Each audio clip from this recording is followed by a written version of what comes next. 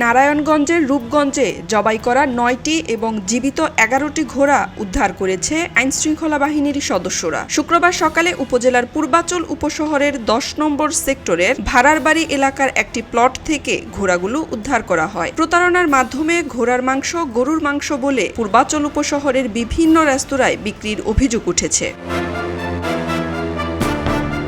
Purbachal police ফাঁড়ির ক্যাম্পের in charge Harunur Rashid ও স্থানীয় সূত্রে জানা যায়, পূর্বাচল ১০ নং সেক্টরের হারারবাড়ি এলাকার একটি প্লটে ২০টি ঘোড়া জবাই করার উদ্দেশ্যে নিয়ে আসে একদল অসাধু ব্যবসায়ী। পরবর্তীতে তারা 9টি ঘোড়া জবাই করে ফেলেন। শুক্রবার ভোরে স্থানীয়রা বিষয়টি টের পেয়ে পুলিশের হটলাইন 999-এ ফোন দেন। পরে পূর্বাচল পুলিশ ফাঁড়ির ক্যাম্পের পুলিশ সদস্য সহ আইনশৃঙ্খলা বাহিনীর সদস্যরা সেখানে অভিযান চালান। আইনশৃঙ্খলা বাহিনীর অভিযানের বিষয়টি টের পেয়ে অসাধু ব্যবসায়ীরা ঘোড়াগুলো রেখে পালিয়ে যায়। এ সময় ১১টি জীবিত ঘোড়া এবং 9টি জবাই করা ঘোড়া উদ্ধার করা হয়।